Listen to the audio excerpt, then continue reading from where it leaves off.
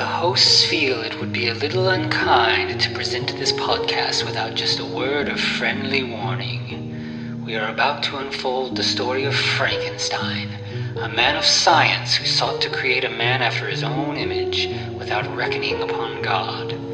It is one of the strangest tales ever told. It deals with the two great mysteries of creation, life and death. I think it will thrill you. It may shock you. It might even horrify you. So if any of you feel that you do not care to subject your nerves to such a strain, now's your chance to. Well, we've warned you.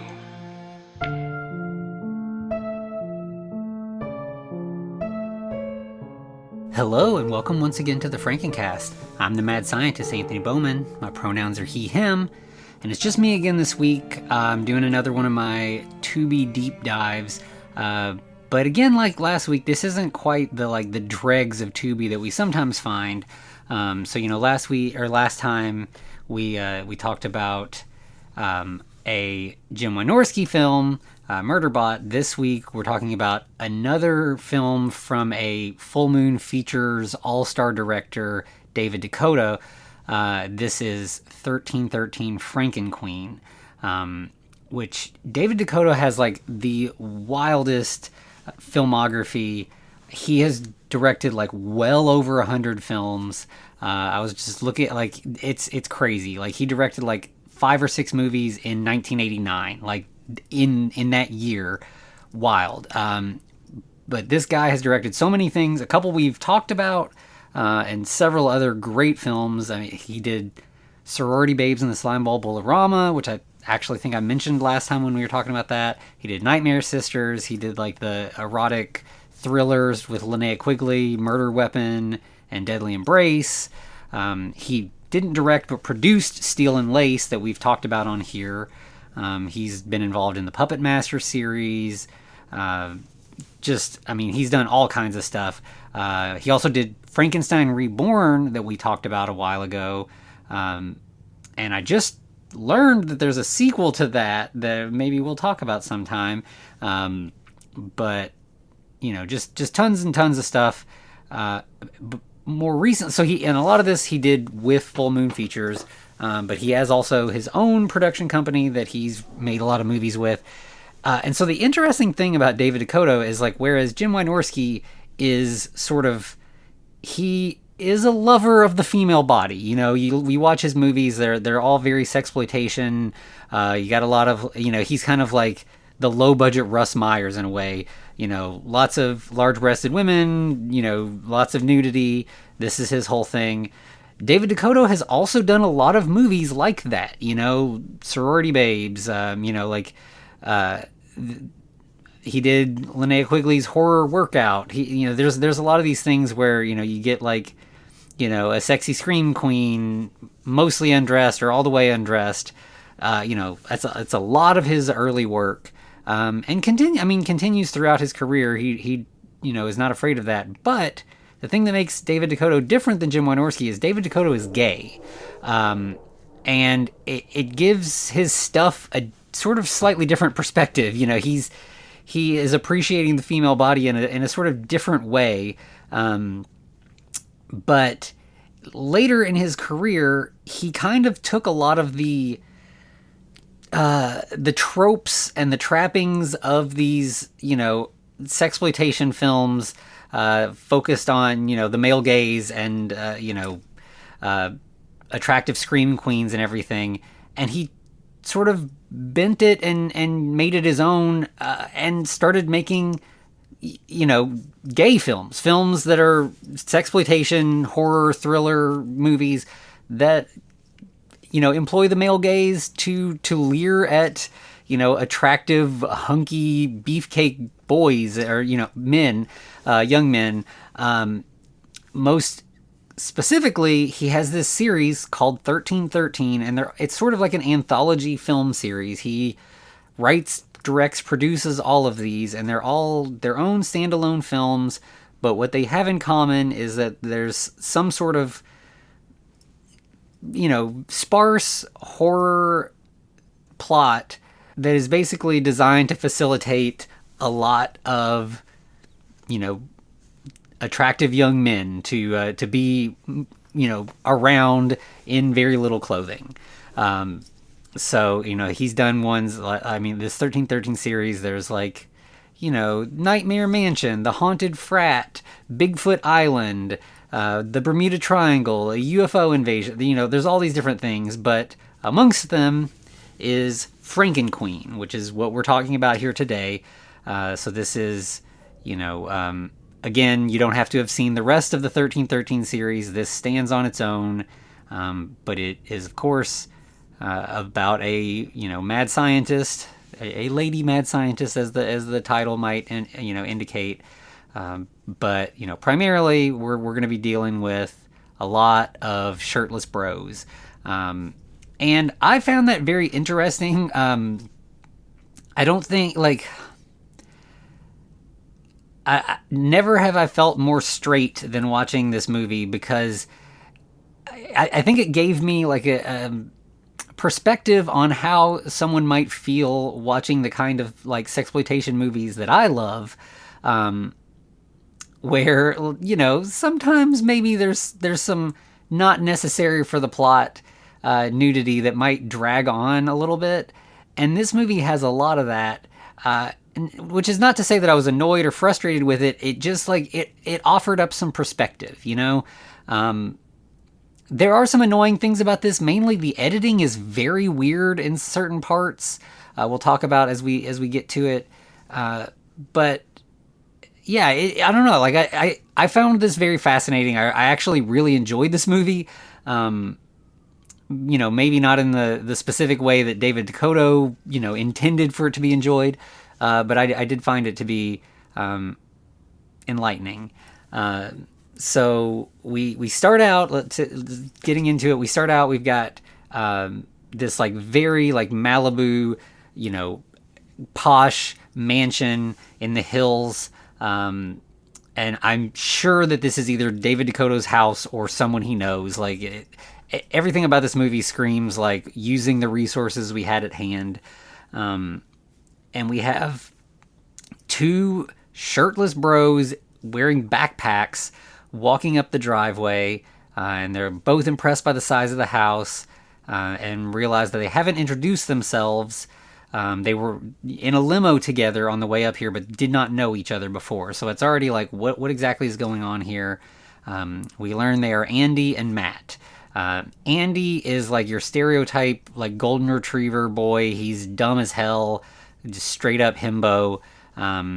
He mentions that he got distracted and didn't introduce himself because he was too busy playing with the buttons in the limo.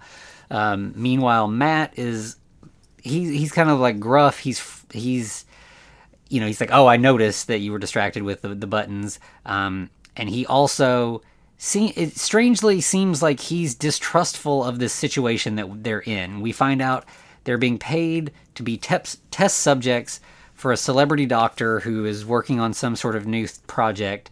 And Matt does not trust her. He describes her as the Kardashian of plastic surgeons, and that he says she has no idea what it means to be human, and that they're going to be guinea pigs for her vanity. So it seems strange that he is willing to do this, since he doesn't seem to have anything good to say about their hostess. So they go inside together, and right away they meet another shirtless frat bro named Dan. He has not seen much of their hostess yet. Her name is Victoria. Victoria, get it? And he's like, yeah, she let us in, but mostly we've just been chilling by the pool, eating her food, just hanging out. It really gave me, having a bunch of attractive people, mostly undressed, wandering around sort of aimlessly in a mansion, gave me strong reality TV vibes. This feels very much like a Love is Blind or a, the Bachelorette or whatever. So we meet Dan, and then Andy wanders off and meets two more. No one wears shirts in this whole movie, or none of the men do. He meets Rich and Spencer and asks them a little bit about the experiments. And they don't really, they're just like, I don't know. I mean, I don't think she's going to be stabbing us with needles. It sounds like she just wants to, like, ask us some questions or whatever. But, like, it's cool. Like, you know, it's chill. We're just eating food, hanging out.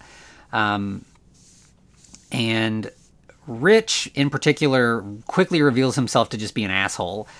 He talks about that him and Spencer have a bet going to see which of them can bang Victoria sooner.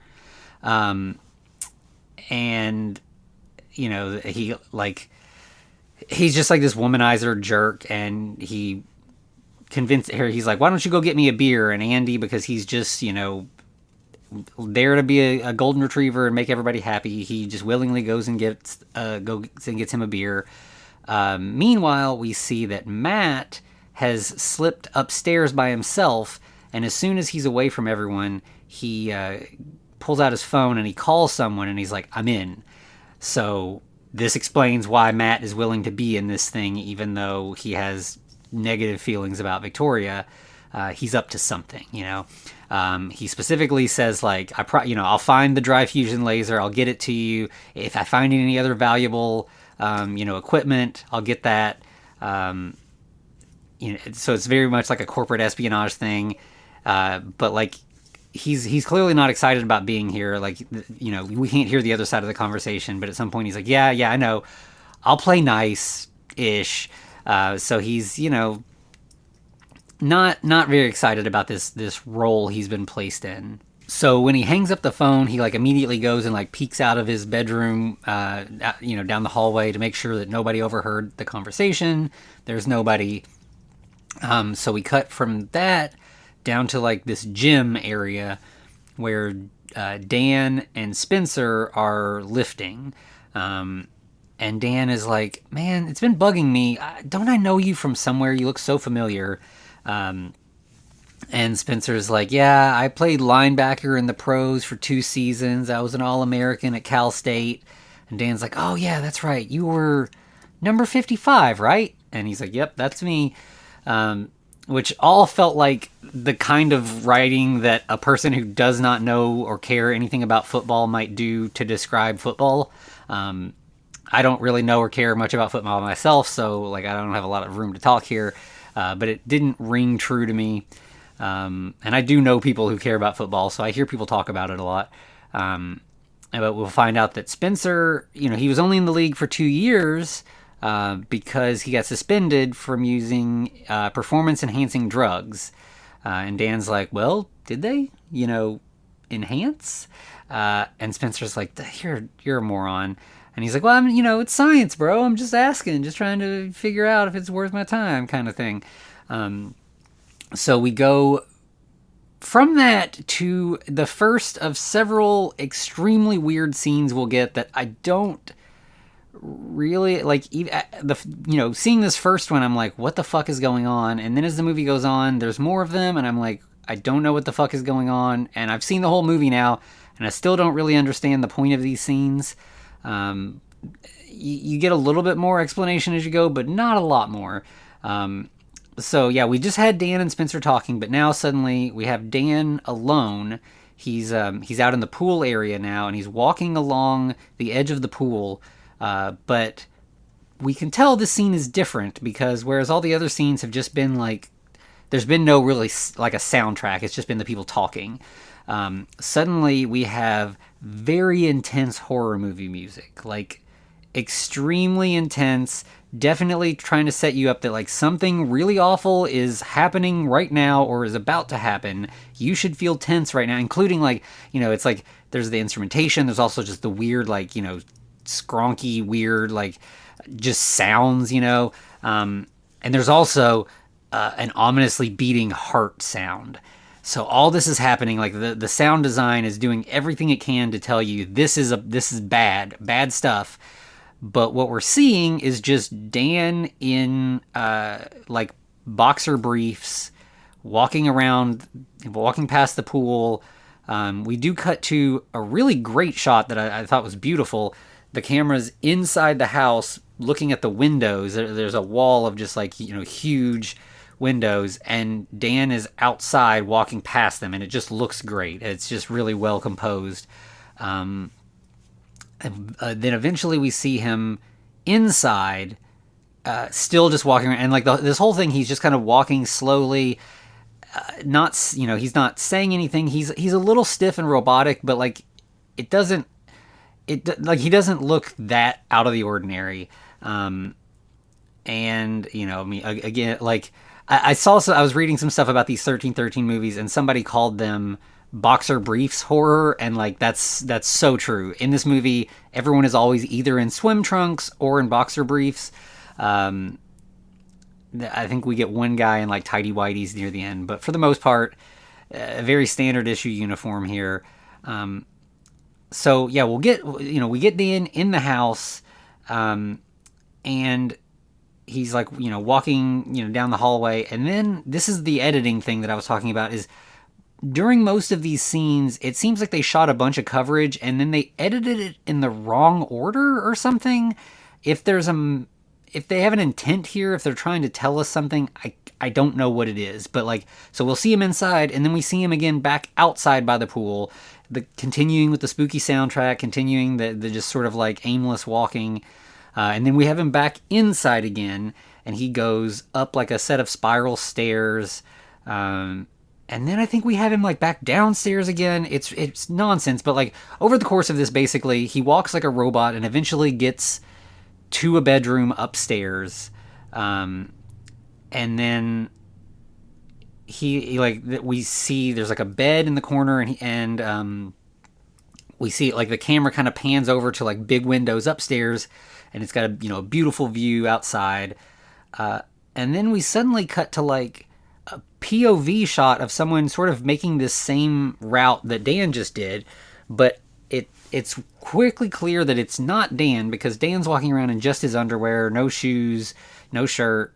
But this POV shot is accompanied by like loud shoes on the in the hallway, specifically heels. And eventually we will see that, yeah, sure enough, this is our the Frankenqueen of the title.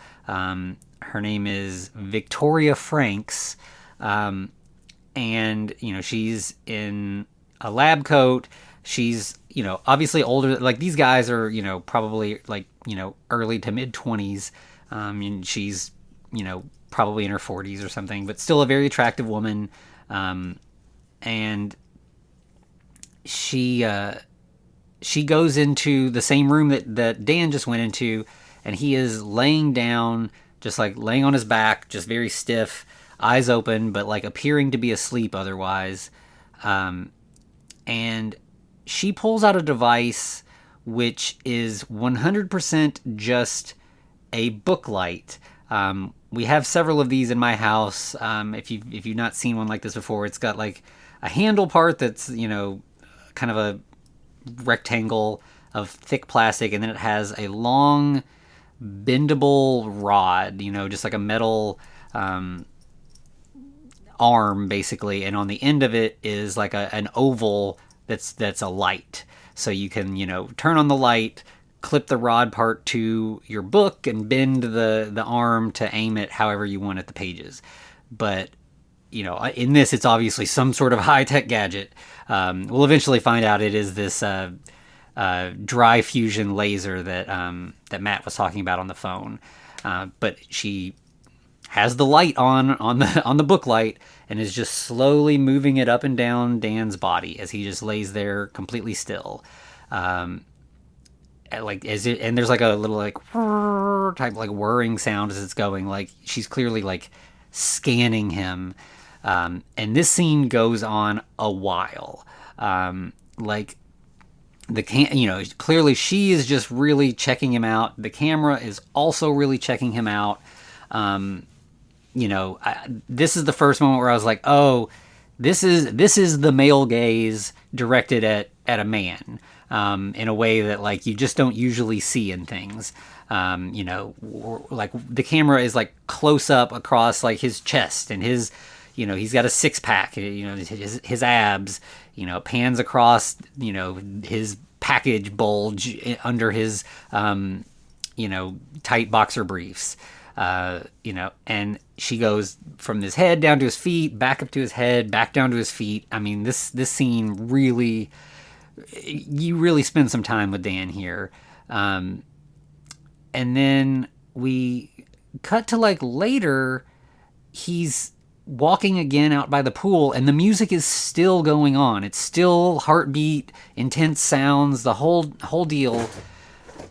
And then we go from that just to like the hot tub, so this sort of the same area where he just was, but now things are chill. He's not around. We've got Matt, Andy, and Rich all chilling in the hot tub. So this is, Matt and Andy are guys from the beginning, and Rich, the like chauvinistic asshole guy. And, Rich is just really enjoying this life. And he's like, it'd be even better if we had some more beers. Why don't you go get us some beers, Matt? And Matt's like, nah, I'm good. And he's like, all right, your loss. And then Andy, because he just wants to help, he, without even being asked, gets up to go get more beers.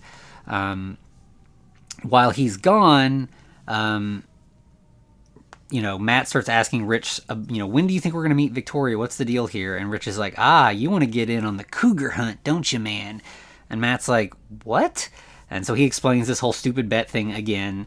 And Matt's like, do you know who she is? Like, do you understand where we are and what's going on here? And Rich is just like, nah, man, I'm just chilling by the hot tub, like having beers. Like, why are you making this into something that it doesn't need to be? And Matt goes on to this big rant that, like, Victoria's husband, Dr. Jeffrey Franks, is the inventor of the dry fusion laser and all these other important pieces of technology.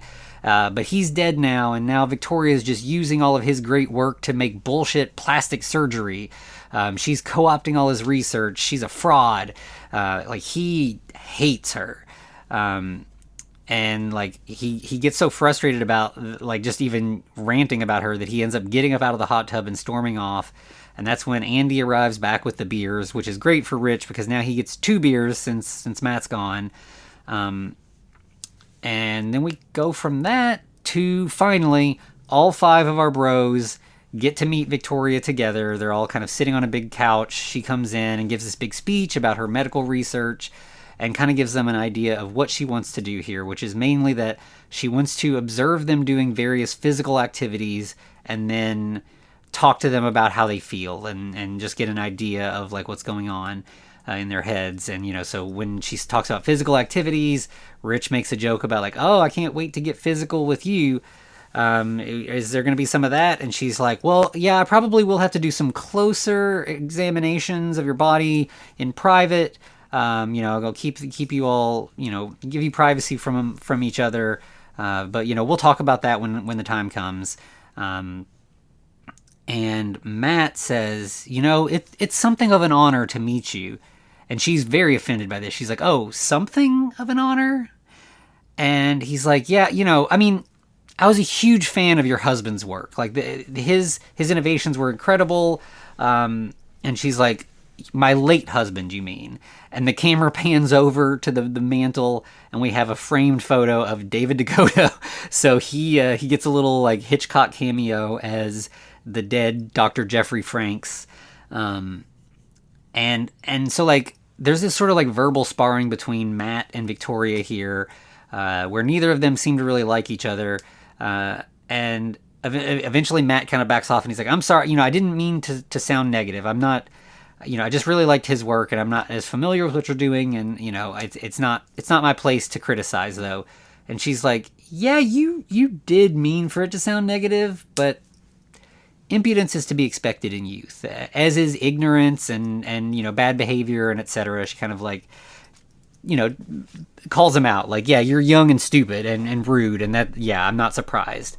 And so she's like, but for now, I'll get you all when I need you for experiments and stuff, but like, just make yourself at home, enjoy, you've got your run of the house, except there's the back bedroom has my lab in it, so don't go in there. And Rich is like, what about your bedroom? And she's like, oh, you are the naughty boy, Rich. And he says, you know what's on my mind. And she just very pointedly goes, I will. So we're already getting a little bit of ominous. Something's going on here. So the next thing we see is the beginning of the experiments, which is just all the bros in the gym lifting weights, and Victoria is just watching and taking notes, and she's really eating this up. She's really loving watching all of this. And the camera again is very much just leering on all these guys. It's really giving you a lot of eye candy if this is your thing.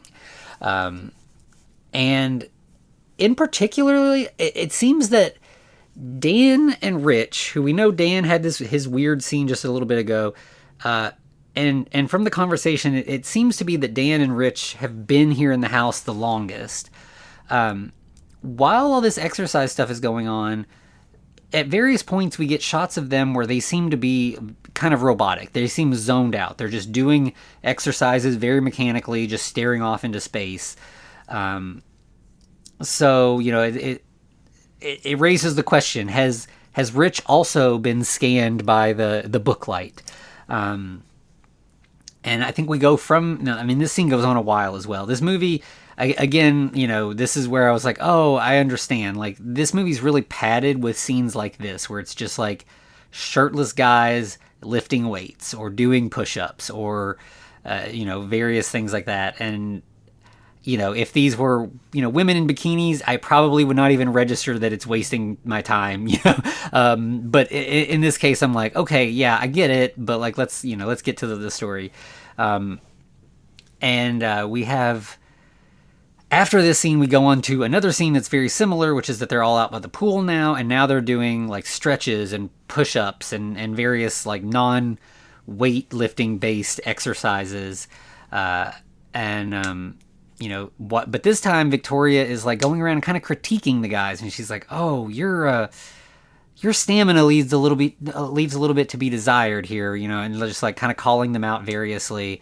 And then after this goes on for a little while, she sends them all to do a quick run, and she's like, "This will be my last experiment for the day." But then we cut from the run to Rich by himself lifting weights again in the gym, and Victoria is watching and taking notes, and he seems like in that sort of daze again, but he's by himself in there. And then we get the same thing with Dan, where he's in the room by himself and she's doing this. But then we get back to outside by the pool, the guys sort of returning from a run. So again, this is one of those things where it's like the editing is wonky, and I'm not really sure what to make of those other scenes, like when they took place. But regardless, when they all get back from the run, they're all kind of like, resting for a second, like catching their breath and everything. And Victoria is able to kind of like really subtly manipulate the guys, and says like, some of you are doing better than others, but I'm really impressed overall, and I'm getting some really great results from all this. And someone's like, "Oh, but so who's doing the best?" And she's like, "Oh, it's not a contest, boys. You just do your best. That's all that matters." But like she I can't remember exact, but she like says a few little, nitpicky things at specific guys, and then it's like, "Hey, don't say that to him." And he's like, "Wait, what? I didn't say anything." And she just like starts a full-on brawl between the five guys. They're just fighting, and she's taking notes as they start fighting. And she's like, "Aha, aggressive tendencies initiated," and says something like, "Be careful, boys. No one likes bruised merchandise." So she does nothing to stop this, but then the next thing we see is like later, all the guys are sitting on the couch, and they're, in various states of injury from all this fighting. And she's giving them a stern talking to for being so, irresponsible. She's very disappointed in them. She considered sending them all home without the pay, but she understands, boys will be boys, which is hands down the worst phrase in our culture. But she, is like, "But, we'll keep going with the experiment. I'm going to have to tend to your wounds. So I'll get you one at a time. We'll go in the kitchen and take care of them." And Matt's like, "Why aren't we going to your lab? Don't you have a whole lab?" And she's like, "Yeah, but my lab's for science. It's not for patching up stupid boys. But why don't you come with me first? We'll take care of you." So she takes Matt to the kitchen. and he sees the book light sitting on the counter, and he's like, "Is that a dry fusion laser?" She's like, "Ah, yes, you know my work well. But do you know how it works?" And he's like, "No." So she's like, "Well, we're going to use it here." And so she's like, "I see you've got a wound on the back of your head." And he's like, "Yeah, I think it's going to need stitches." She's like, "No, it won't." So she turns on her little light and, whirs it around on the back of his head a little bit. And suddenly he's healed. He's not even going to have a scar. If he ever wanted to shave his head, it would look perfect back there. Everything's fine. And then she says, "I know you don't really respect me, but I hope to earn your respect by the end of the weekend. I think you'll see that what I'm doing here is important work." And then she pulls out this other device, which also is probably some household item, but this one didn't look as familiar to me. It's sort of a plastic triangle with a large light in the middle. It may just be like a night light. I don't know. But she scans the top of his head with that, and she's like, "Okay, yeah, I don't see any brain injuries. You look good. There's no concussion or anything. So, I look forward to a meeting of the minds a little later." And she sends him out. And then we see that while this is going on, Dan and Rich are in the pool throwing beach balls back and forth. And honestly, we just get a few minutes of them doing this. And then we go back to Victoria scanning Dan for his health check. So the beach ball scene there was no, there wasn't like anything plot necessary there. No conversation happens. But when she scans Dan, he's like, "Your brain looks pretty good. I can tell you've had some drug use. But I can also see, you're very handy." And he's like, "Yeah, thanks. That's something I pride myself in." And she's like, "Well, yeah, that it could be useful." And then next she scans Rich, and she's like, "Oh, wow, you are extremely sociopathic, like impressively so. That could be useful. There might be a place for that." And he's like, "Thanks. So I was thinking," and she's like, "No, you weren't. It says so right here on the chart," which is a great burn. And then we have Andy getting his health check, and she scans his brain, and she's like, "Wow, you have a lot of unused parts of your brain. Like, you're just dumb as hell, man. That could be useful too. There's a lot of storage space in there. I'm going to need to take a brain tissue sample from you later." And he's like, "Okay." Just no questions asked. Like, "Sure, if that's what you need, that's fine." And then lastly, we get Spencer, and she is shocked. She's like, "Wow, your brain is Swiss cheese. There is nothing useful in here. Between all of your steroid use and all of the concussions you got during football, you're worthless to me." And he's like really offended by this. And, she's like, "Your body is a temple, and you've treated it like a men's room at a truck stop." And as he's kind of like trying to argue with her about that, she comes up behind him with some sort of club or something and just like, swings, and the camera cuts away before we see it make contact. But like clearly she is, taking him out. So then we cut away from that to Dan and Rich back in the hot tub. Andy comes over to them, and he's like, "Was that whole scan thing weird? Did you all think it was kind of strange? Because like, I've never seen anything like the gadgets she was using. Like, where did that stuff come from?" And Dan makes this argument that shows that Andy's not the only stupid one here. He's like, "Yeah, but man, like, have you ever seen like the whole Earth?" And Andy's like, "What?" And he's like, "Like from space, man, like the whole Earth all at once." And Andy's like, "No, I haven't." And he says, "Well, man, but it's real, right? Like, it exists. There's like all kinds of stuff that you've just never seen, but it exists, man. That's like how the whole world works." And Andy's like, "Oh yeah, that's true. That's a good point." Like, they're just two idiots, the blind leading the stupid. Just really great stuff here. And which is again kind of funny, like you get these, when you have like a Jim Wynorski making a sexploitation movie with women, a lot of times the women characters are portrayed as like, flighty idiots. They're a bunch of like dumb bimbos and stuff.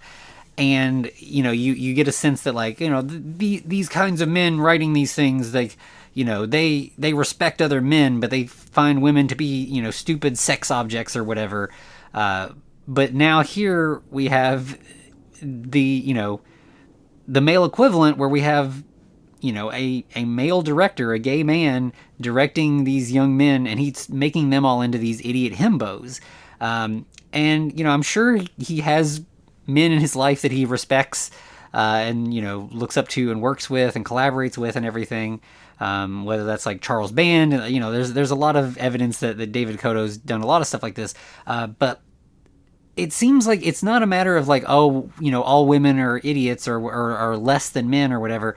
But I think when you're making this kind of sexploitation film, you kind of want sex objects, right? Like it's not that all women are sex objects, or even that, that you even view certain women as sex objects, but like in this heightened sexploitation world, that is what you want these characters to be, whether it is the men or the women. The eye candy, the thing that we're leering at, the bodies that we're centering our erotic gaze upon, we don't need them to be complicated beings with well fleshed out thoughts and emotions. That's not what they're here for. So there's something sort of feminist about this interpretation. Like it kind of justifies all the other films. Like David DeCoteau doing this, it sort of like explains away all of the bimbos in his early films. Like it's all of a piece,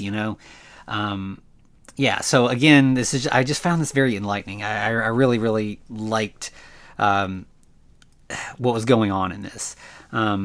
So we end up, after Dan gives his ridiculous explanation, Andy, in spite of what he said to Victoria, he's like, Victoria said something about like wanting a sample of my brain tissue. What's up with that? And Rich is like, man, I don't know, but like, you should let her, I guess, because it'd be bad manners not to, since she asked nicely. So even Rich is kind of stupid sometimes. And then we go from that to later. Rich is asleep in bed. He's like laying face down in his underwear, and Victoria sneaks into his room and starts scanning him. But, he's laying face down, so we're like scanning his back. And, again, we're leering at his, muscled back and his butt and everything. Like we're getting another view of a beefcake boy. And this, again, is like we're getting the intense music and the heartbeats and all of that. And then we cut to like a repeat of the earlier scene with Dan, where like Rich is walking around the house, walking outside or by the pool. And the cuts are weird, where we have him out by the pool, and then suddenly we cut back to when he was laying asleep in bed and Victoria was scanning him, and he suddenly gets out of bed and walks out to go down the stairs. So just the order is wrong. He's made so many movies that don't have this weird, clunky editing, so it seems like a choice, but I don't know what the choice is trying to tell me. And in this case, it's even weirder because, she's scanning him in his bed. He gets up, walks like a robot downstairs, walks around the pool, walks back into the house, walks back upstairs, and walks into a different bedroom, the bedroom that Dan went into. So I don't know what the point was. If she wanted to scan him, she already was doing that. So what is the walk? What is the purpose of that? Is it giving her some sort of information, some sort of feedback?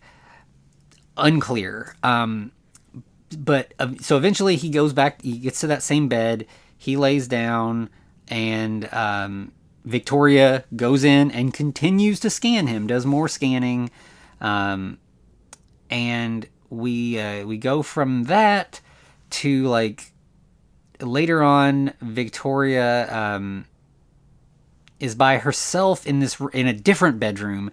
Or at first it seems like she's by herself, and she's like frustrated, and she's like, I thought I had everything, but then this one messed everything up, and the camera kind of moves a little bit, and we see Spencer just like sitting in the corner dead, like she's just kind of got him like crumpled, leaned up against the wall, and she's like, and then the camera kind of goes the other direction. We see that there's a bed in this room, and there's a body on the bed completely covered with a sheet in like classic sort of Frankenstein style.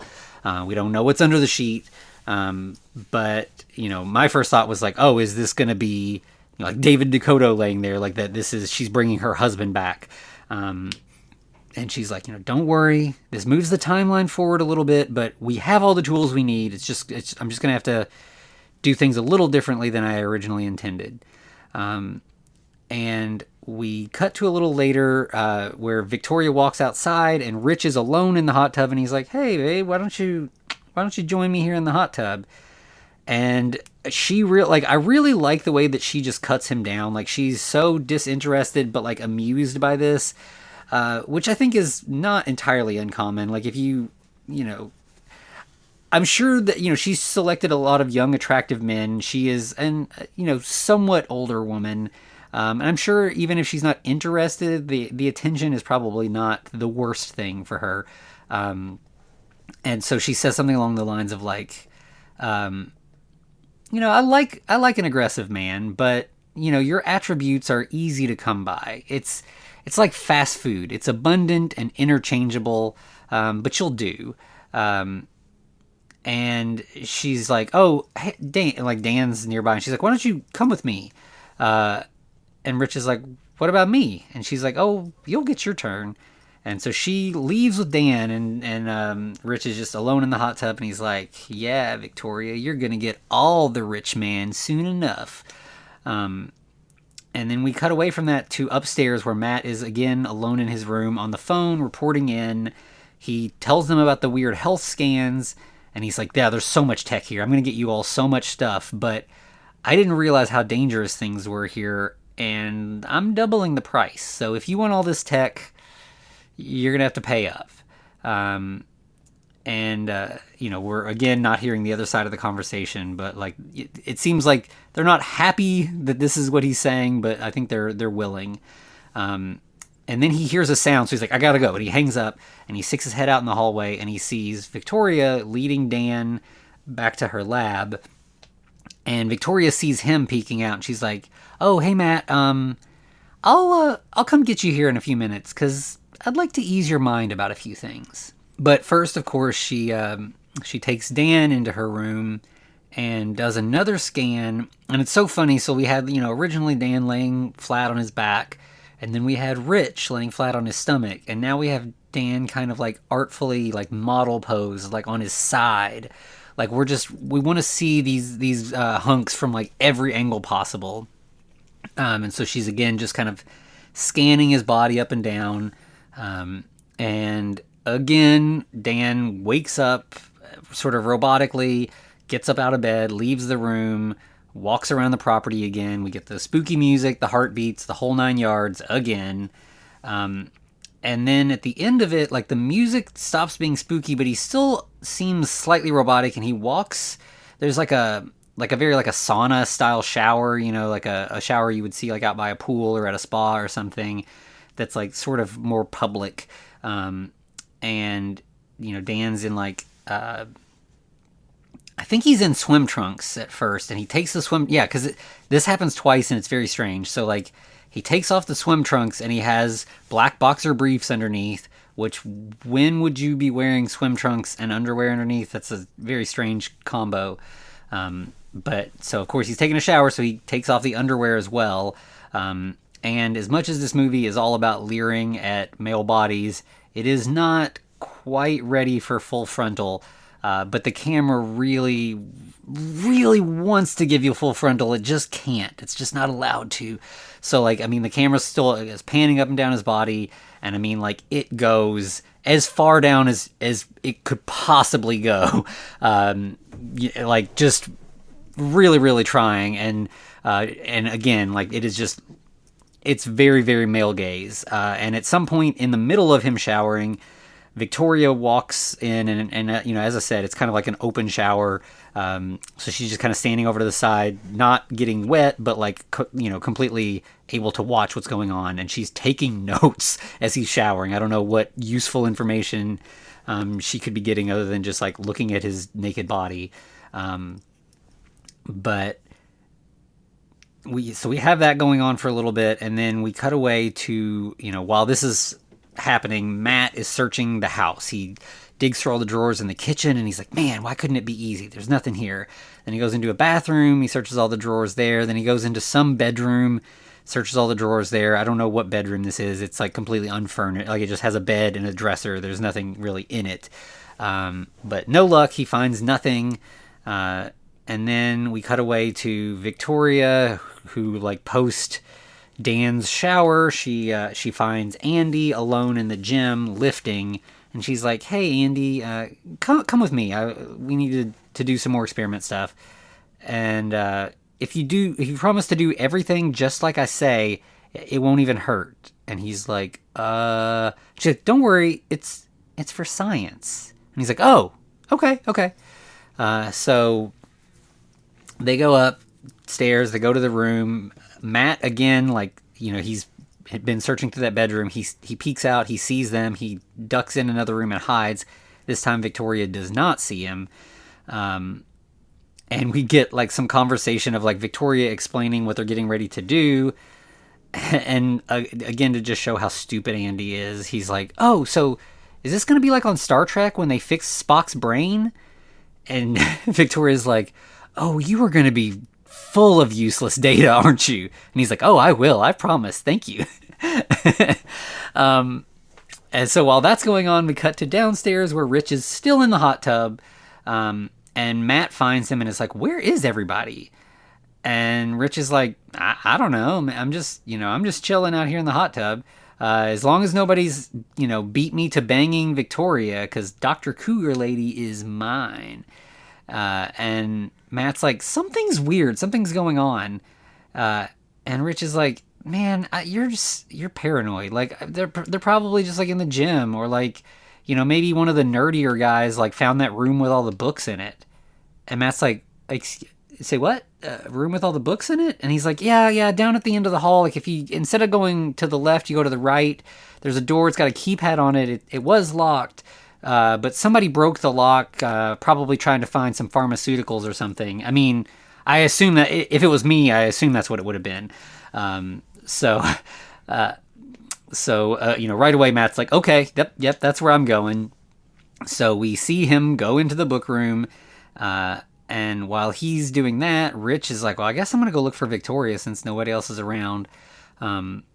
But yeah, in the room, Matt finds that this is Jeffrey Frank's office. This is, it's got a lot of his books, and it also on a table has his journals, and that is, that's a gold mine. So Matt grabs that, he leaves the room with it, he just straight up steals it, and then we see Rich going to that same shower, and again, same thing, he just got out of the hot tub, he's got wet swim trunks on, he takes them off, he's wearing underwear underneath, he takes those off as well, but again, we're staying, I can't even say above the belt, we're gonna go below the belt, but just right above the dick, we're not gonna have, we're gonna go as low as we can, and keep this PG-13, I guess, I don't know. But, and again, Victoria comes in the middle and takes notes and is just really leering and checking them out and everything. And I think then we cut to, like, a little later, Rich is laying in Victoria's bed, and, she finds him there, and he's like, hey, doctor, I'm ready for my examination. And she's like, I have to admit, I was a little flattered to hear about your little contest with Spencer. And Rich is like, oh, Spencer told you about that. And she's like, well, Dan did, in a matter of speaking. And Rich is like, oh, did Spencer win the bet? And she's like, no, I would not have let Spencer touch me with a 10-foot pole. No way. And Rich is like, what about me, though? And she's like, oh, Rich, you're going to be so easy to take apart. And he's like, now we're talking. Like, he's ready for some, like, dommy mommy, like, kink stuff here. And she's like, okay, close your eyes. And he's like, this isn't going to hurt, is it, Doc? And she's like, actually, it probably will. And then she just jabs him in the neck with a syringe.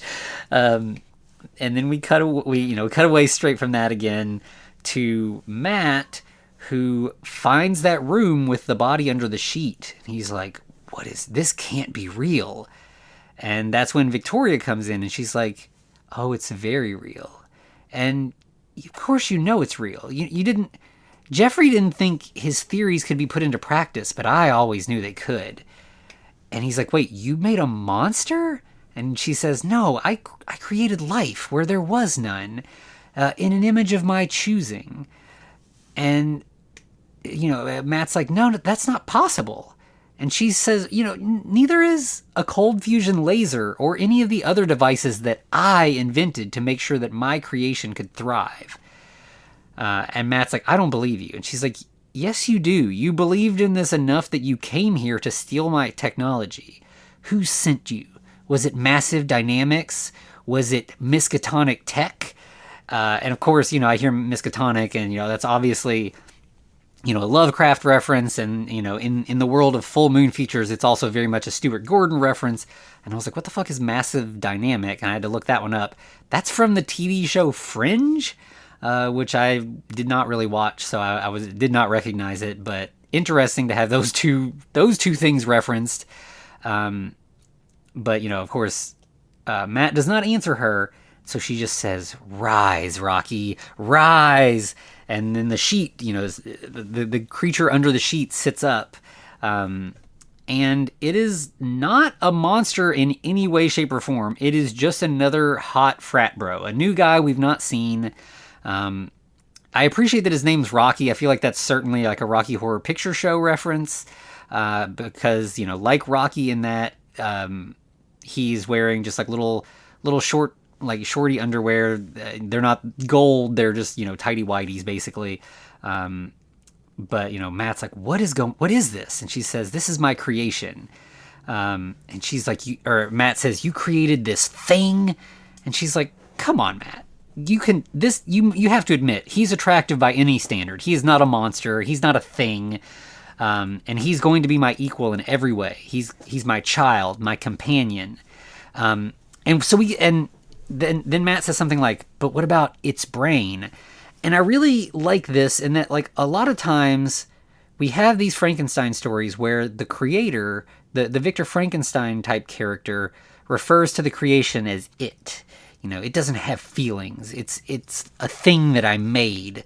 And then, you have like some sort of sympathetic character, whether it's an Elizabeth or whatever, who's like, no, but he has feelings and thoughts of his own and stuff like that, and so we have that pronoun tension between it and he.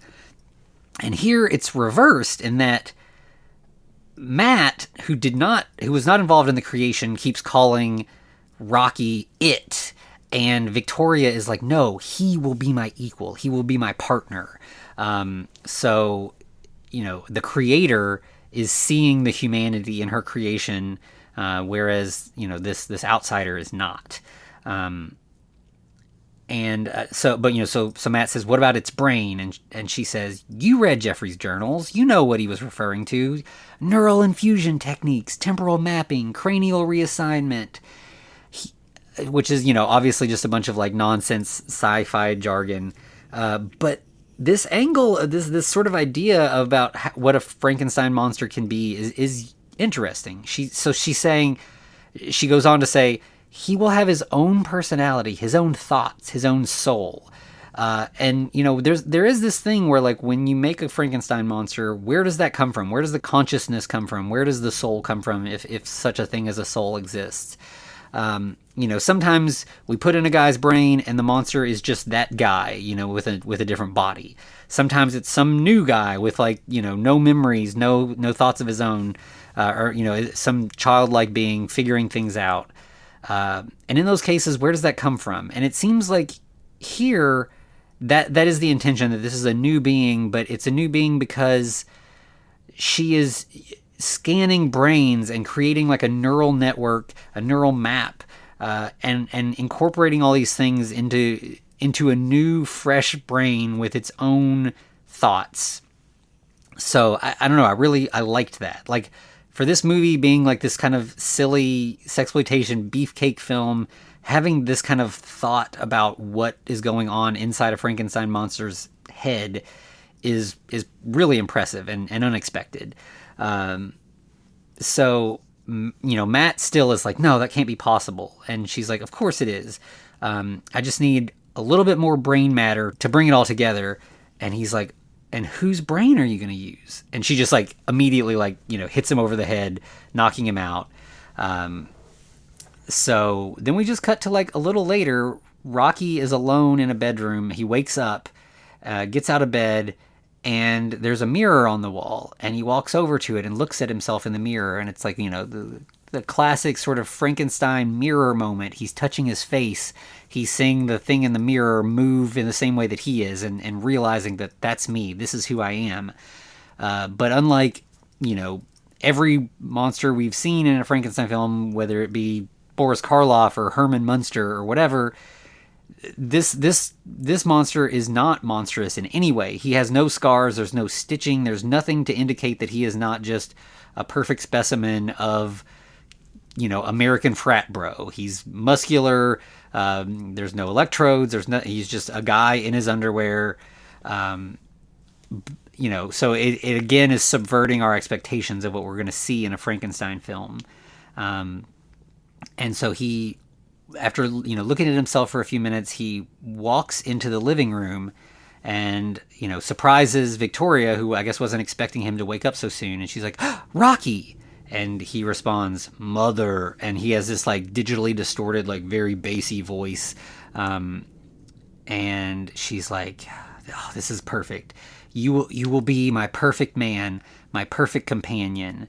And she goes up and kisses him on the mouth, and so we have this again, this interesting aspect where like there's an incestuousness here that like we usually don't see. And often we have Frankenstein, we have our mad scientist making a male monster, and they're you're my subject or slave or whatever, or child, but here she is like, you're my child, but you're also going to be my lover. I made you in the perfect image of what I wanted, but at the same time, I am your mother, so it's complicated. Occasionally we do get a thing where a Victor Frankenstein character makes his perfect woman, but in those cases, I don't feel like you often get it where like he indicates that like, you are my daughter, you're my child. Like, you don't get that aspect. It's more like, you're my creation. I've made the thing that I want most, whether that's like Frankenhooker or something like The Bride, the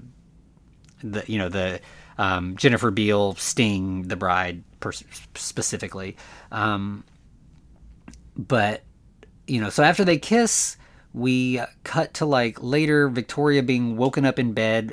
Her cell phone rings and she like snatches it up. She's really annoyed and she's like, what do you mean? No, I had more important things to do. Okay, fine. If the board wants to fire me, I don't care. I quit. And she like hangs up. So like, this whole, she's, become like the head of her, late husband's company, but she's got her own goals here and is not really interested in pursuing business stuff right now. So once she hangs up, she's like, Rocky, where are you? Come back to bed. And we cut away to Rocky, who is in the bathroom and again looking at himself in the mirror. And it's again the same scene where he's like, processing what he's looking at, but you can tell there's more going on. It's almost like, usually we have this scene where like the monster is like, he knows who he is inside and he's seeing that the outside is horrific and monstrous. Here again, it's the reverse, where he's seeing himself, beautiful and perfect or whatever, but he's like processing like, what's going on inside of me? There's more in here than what I'm seeing on the outside. And so while, she's calling out to him and he's like, rubbing his face and looking, he says, I'm fine. We're fine. And that's an interesting thing to have said. This takes us, in the territory of like patchwork. Like he's aware of like that there's more to Rocky than just one guy. So he walks back into the bedroom, and he kind of has a distracted look on his face. And she's like, "Come back to bed. I want to teach you a few more things." So we have this, like, again, this sort of combination of, like, she's the mother who's going to teach him, but, like, this is not an uncommon, sexual dynamic to have, like, the older partner teaching the younger partner things, whether that is, the older man creepily, like, grooming a younger woman, whether, statutory or not, like, or, in this case, the cougar and the young guy who is, being taught about how to please a woman, from someone who knows. And then she kind of notices that he's, like, got this sort of distracted look on his face, and she's like, "What's going on? Are you having more dreams? Are you getting strange memories?" That's to be expected. But we'll work through it together. It'll be okay. We'll build your own history soon enough. And he says, "I know who I am. I'm your creation. I'm made from parts of men you found through your plastic surgery practice. And my brain is made up of attributes from the men you hired to provide me with life." And she's like, "Oh, that your self-awareness is truly impressive. This is great. This is an incredible development. Soon we'll be able to work together. We'll be researching together. We will be equals. We'll be partners." And then we get these kind of interesting shots that are, like, tinted blue, and we have, like, we see somebody's face behind him, like, kind of talking into his ear. And we get several of these, and it's like the 5 dead bros, right? We get different little bits from them where they're like, they're like angry, like, "She murdered us. She's a killer. Like, she can't be trusted." That she used us and all this. And then, in the sort of real world, he's like, "You made me perfect to continue your husband's research." And she says, "No, our research." And we get more of the blue tinted shots of the dead boys who are, like, inside his head. These shots are sort of metaphorical. It's the angel and devil on your shoulders kind of thing. And they're all kind of giving her perspective, and some of them are like, "No, we shouldn't research with her. She killed us all. We should kill her. We should throw her off a cliff." And then the Matt voice is like, "No, what if we do work with her? But first, we should make her perfect. We should do what she did to us, but to her. Shave off a couple years, bring her back to her peak. Because we wouldn't want to be partnered with someone ugly, would we?" And so he's just kind of frozen, like, processing all of these voices or whatever. And so in bed there, Victoria's like, What are you thinking, my love?" And he just kind of smiles, and it's a very mischievous smile, a sort of evil smile. And then we just cut to credits. So, it seems very likely that what comes next is almost like the romance story in Don Glut's Tales of Frankenstein, where, we have one version or half of the partnership becoming a Frankenstein monster, and then the reverse happening. So it seems that Rocky is going to make Victoria into his perfect woman, and then we're going to end up with these two sort of haunted, complicated Frankenstein monsters filled with the thoughts and ideas of a variety of dead people used to make them. Again, in the same way that, like, that the Patchwork film is, where you have the dead women inside the brain cooperating and communicating with one another. So yeah, there's a lot of kind of fun things at play here. And this movie is like an hour and 15 minutes long. And again, I think if you trimmed out some of the most gratuitous beefcake footage, I bet you could get this down to like a tight 45 minutes. But even still, there's a lot going on here. This movie has a lot to say, and I was really surprised. Like I was pretty impressed. This is a movie that like I almost considered like not covering, not having seen it, but just because of what I had learned about this 1313 series, it was just like, this is going to be basically like a Skinamax movie or whatever, which, certainly those can be fun. Again, I'm not above the versions of those that incorporate the male gaze leering at female characters. But it wasn't that I was going to avoid it because like, oh, gross, I don't want to look at dudes or whatever. It was more just like, is there going to be anything to talk about in this? And in fact, I think there's a lot to talk about. I think I think that's what I've been doing here. I think there's a lot of really interesting elements in the story. And beyond that, I think what it is doing, what the whole structure of this film and what it's, how it's playing with tropes is surprising and like, enlightening, as I said, but it's also sort of refreshing that like this could be made, I'm sure there are a lot of people who would be very unhappy this movie exists, would be very offended at this idea, of a movie really leering at male bodies in this way, and turning them into himbo sex objects. But I think, turnabout's fair play. Like I'm not above watching these in the other direction. So like, I don't have anything wrong with, I don't see anything wrong with it. I don't have any problem with it. It's fun.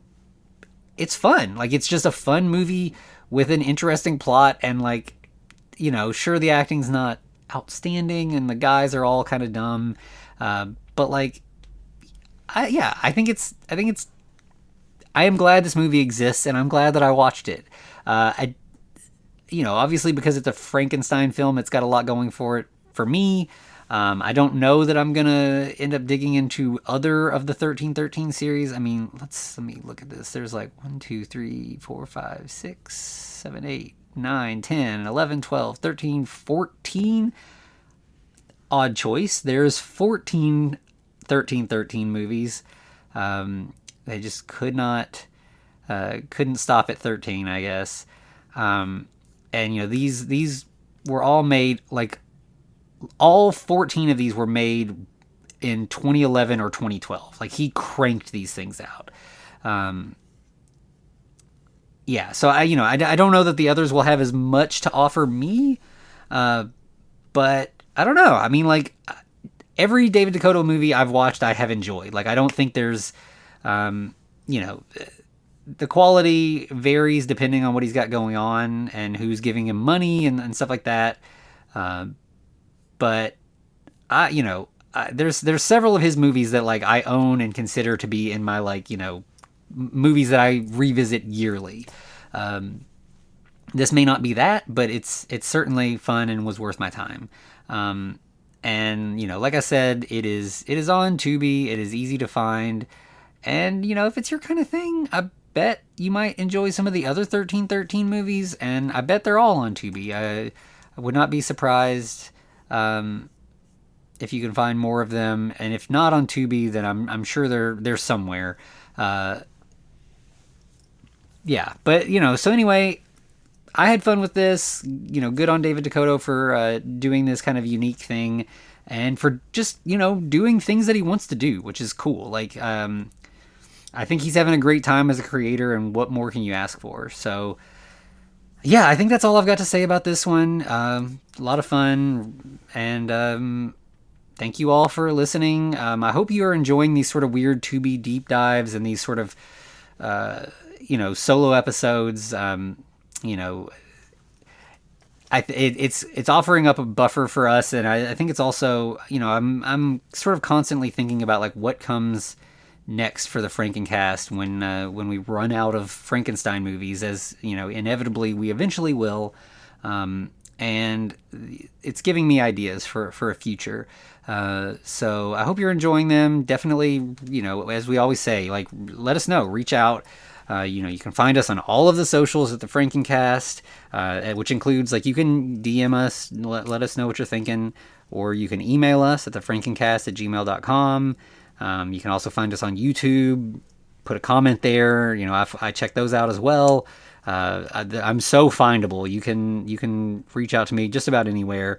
And of course, maybe the easiest place to reach out to me is at patreon.com/thefrankencast, where, you know, you've got a direct line to me there.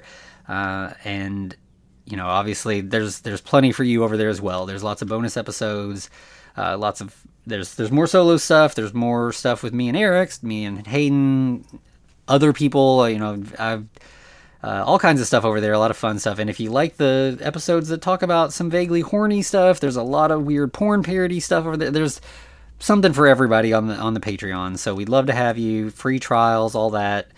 Check it out if you want. And I believe that's all I've got to say. So until next time, to be continued.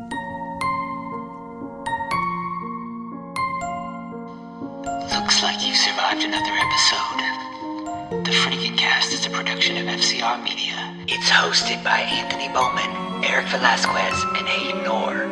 Follow us online at The Frankencast, or send us a letter at thefrankencast@gmail.com. Our cover art is by Amanda Keller. You can find her at Keller Illustrations on Instagram. Our theme music is by Vivek Abhishek. Thanks for listening.